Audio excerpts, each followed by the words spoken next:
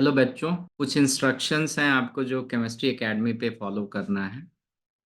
हमारे long year course में आपको केमिस्ट्री कैसे पढ़नी है इसके बारे में है। तो आपको 2-3 रजिस्टर बनाने होंगे, इस तरह के अच्छे रजिस्टर बनाने होंगे और इनके पेजेस अच्छे हों। और जब आप लिखें तो अच्छा पेन यूज़ करें ताकि आपका इंटरेस्ट बना रहे, क्योंकि इट्स लॉन्ग रन। ये ऐसा नहीं है कि 100 मीटर की दौड़ है कि आप जो है एक दिन पढ़ाई किए या एक हफ्ते पढ़ाई किए। आपको 2 साल कंटिन्यूअस वर्क करना है। ठीक है, इसमें अप्स डाउन्स भी आते रहेंगे, तो we have to be very systematic कि लॉन्ग टर्म में अगर हम किसी चीज़ की तैयारी कर रहे हैं तो उसमें किन बातों का ध्यान रखना है उसको हम डिस्कस कर रहे हैं आज। तो केमिस्ट्री में वैसे तो हम आपको क्लास नोट्स अवेलेबल करा रहे हैं, ठीक है। लेकिन उसमें प्रॉब्लम ये है कि जब तक आप खुद अपने हाथ से अपने नोट्स नहीं बनाओगे, आप सब्जेक्ट में उतना ज़्यादा इन्वॉल्व नहीं होगे।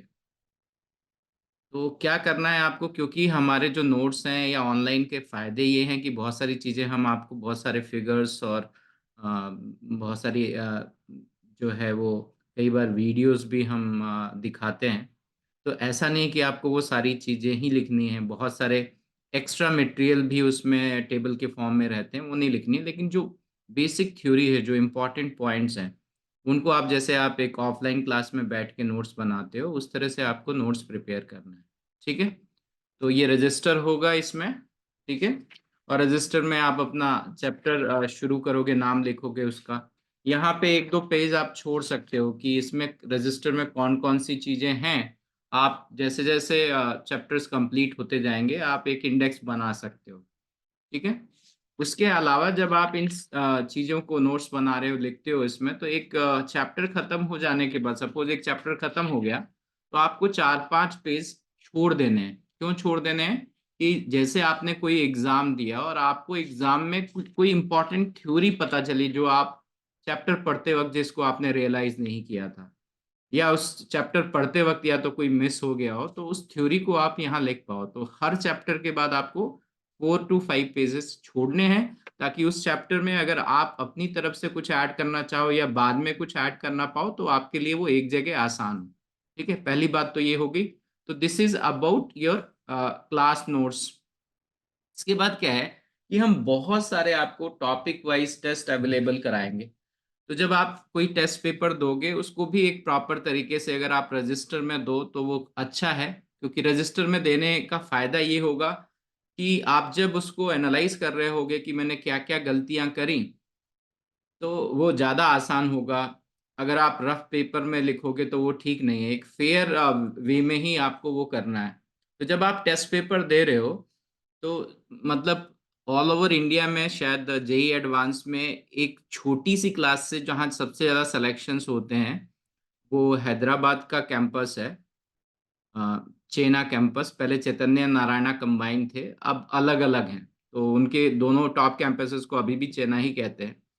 तो नॉर्थ वर्सेस साउथ, क्योंकि मैंने नॉर्थ में कोटा में भी पढ़ाया है, जयपुर में भी पढ़ाया है, और उसके बाद में साउथ हैदराबाद में भी मैंने पढ़ाया है। तो एक बेसिक डिफरेंस जो नॉर्थ और साउथ के बच्चे, जो नॉर्थ के बच्चों को सीखनी चाहिए, जो सभी बच्चों को सीखनी चाहिए फॉर द टॉप रैंक, कि आपने जो गलतियां करी हैं, जैसे एक पेपर आपने दिया और आपने जो मिस्टेक्स उस पेपर में करी है उसके लिए एक अलग रजिस्टर होना चाहिए, उसको हम कहते हैं एरर राइटिंग।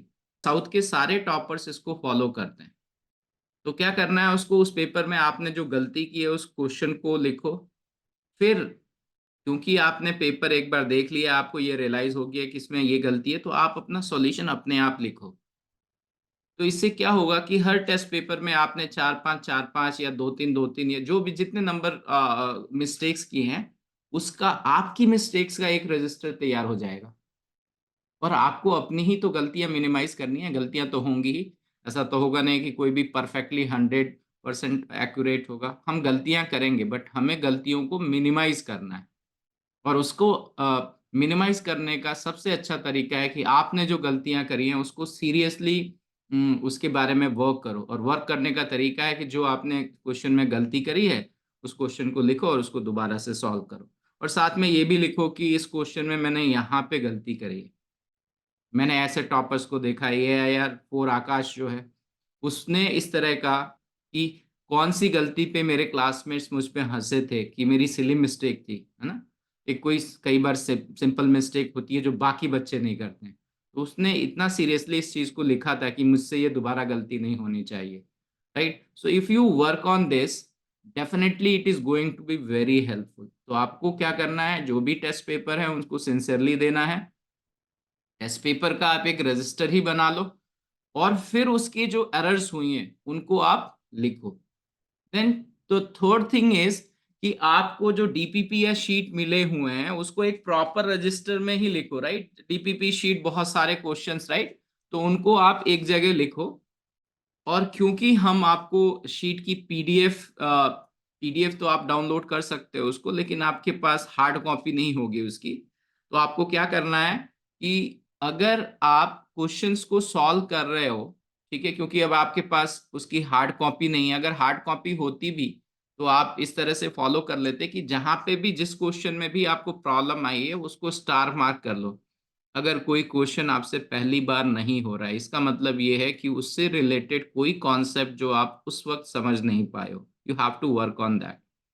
और वो चीज़ समझ में आपको आई है या नहीं आई है उसको चेक करने का सबसे अच्छा तरीका है कि 1 महीने बाद, 2 महीने बाद जब आप उसको रिवाइज करो, तो देखो कि वो पर्टिकुलर क्वेश्चन आपसे सॉल्व हो रहा है या नहीं हो रहा है। ठीक है। तो फेस 1 की शीट डीपीपी में बहुत अच्छे क्वेश्चंस भी होते हैं कुछ, राइट। तो उन क्वेश्चंस में जब आपको पहली बार आप सॉल्व कर रहे हो और दिक्कत आ रही है, तो वो आपके लिए इंपॉर्टेंट क्वेश्चन हो गए कि इसमें जो कॉन्सेप्ट है वो आपने सही से समझा नहीं, इसलिए उसको आप क्लिक नहीं कर पा रहे। ठीक है। तो उसको भी आप स्टार मार्क कर लो। तो आप रजिस्टर में लिख लो कि भाई डीपीपी 1 में क्वेश्चन नंबर 7 ये मुझसे नहीं हुआ। आपके हिसाब से आपको क्या लगता है कि ये कितना इंपॉर्टेंट, आप उस हिसाब से star 1, star 2, star 3 star marking कर सकते हैं। ठीक है। अगर आप इस तरह की स्ट्रैटेजी पे वर्क करोगे और अपनी प्रॉब्लम्स, जो भी आपकी प्रॉब्लम्स हैं, उनको आप इकट्ठा मत करो। ठीक है।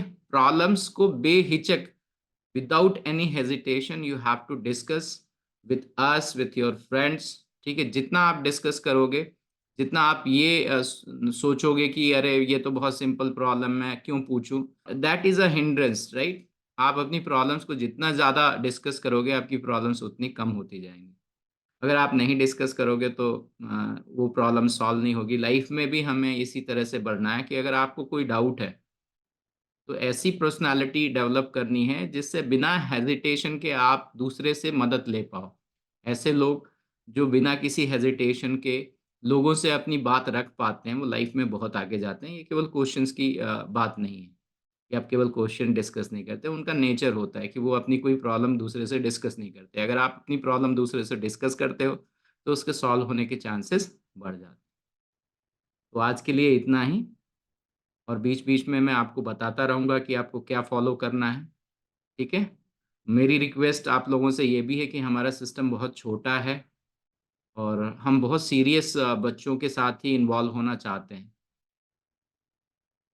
मेरी रिक्वेस्ट है कि आपके फ्रेंड सर्कल में आप और लोगों को बताएं हमारे बारे में, ताकि हम स्मूथली इस सिस्टम को रन कर पाएँ, क्योंकि एक इकोनॉमिकल प्रॉब्लम भी डेवलप हो जाती है अगर बहुत कम बच्चे हों तो एक ड्राइविंग फोर्स नहीं होता, राइट।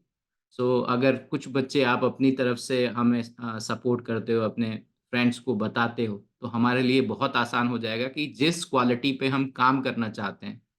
ठीक है। आज जो है प्रॉब्लम ये है कि हर इंस्टीट्यूट में, टॉप इंस्टीट्यूट की बात कर रहा हूँ जहाँ पे टॉप बच्चा जो अंडर 10 का बच्चा है, अंडर 100 का बच्चा है, उन बच्चों को मैंने पढ़ाया है।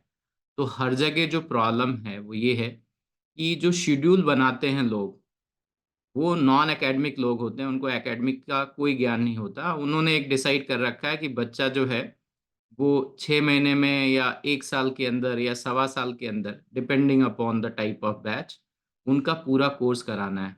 उनको इससे मतलब नहीं होता कि बच्चे को कितनी प्रॉब्लम आ रही है या बच्चा वो सीख पा रहा है या नहीं सीख पा रहा, उनसे उसको कोई मतलब नहीं है।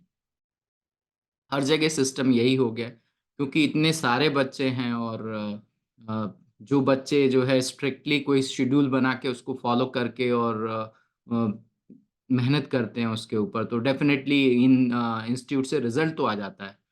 बट साइंस के लिए और स्टडीज के लिए, टीचर्स के लिए और बच्चों के लिए ये बहुत अच्छा सिस्टम तो नहीं।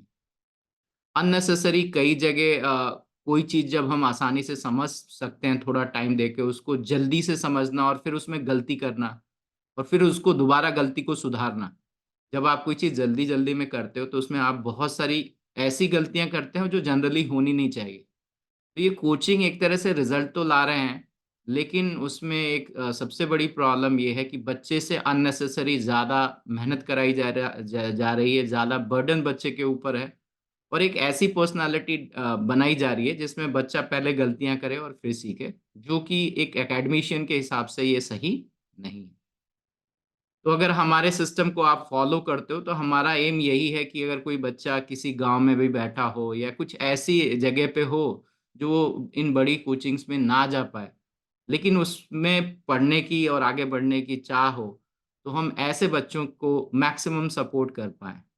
और एकेडमिशियन एक सिस्टम को कैसे चलाना चाहते हैं, हम ऑनलाइन के थ्रू ये अचीव करना चाहते हैं। क्योंकि आजकल हर जगह आप देख लो, कोई भी बड़ा इंस्टीट्यूट हो, उसके जो डायरेक्टर्स हैं, जो कमांड करते हैं, वहाँ पे कोई भी टीचर नहीं। They are not teaching at all. उन उन लोगों को ये पता ही नहीं है कि एक टीचर और एक स्टूडेंट का पेन क्या होता है जब वो किसी चीज़ को सीखते हैं। अगर थोड़ा समय मिल जाए तो वो दोनों के लिए आसान होता है। और अगर समय कम हो और एक एक बाउंड्री लाइन दे दी जाए कि इसमें कोर्स हमें खत्म करना है। इस बात का बिना ध्यान रखे हुए कि वो बच्चा सीख पाया है या नहीं, क्योंकि इनिशियली जब कोचिंग की शुरुआत हुई थी, तो पर्पस यही था कि बच्चे को जहाँ प्रॉब्लम आ रही है, उस प्रॉब्लम को समझाओ ताकि वो आगे बढ़े।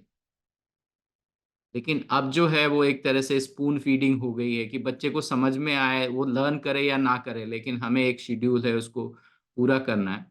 ये एक, क्योंकि जब सिस्टम बड़ा होता है तो उसके प्लस माइनस होते ही हैं। तो ये मैं यही कहूँगा कि सिस्टम के प्लस माइनस हैं, उनकी भी अपनी मजबूरियाँ हैं, क्योंकि उनको भी अपने सिस्टम में आगे बढ़ना है, ज़्यादा से ज़्यादा बच्चों को पढ़ाना है, राइट? तो वो ऐसा कर रहे हैं।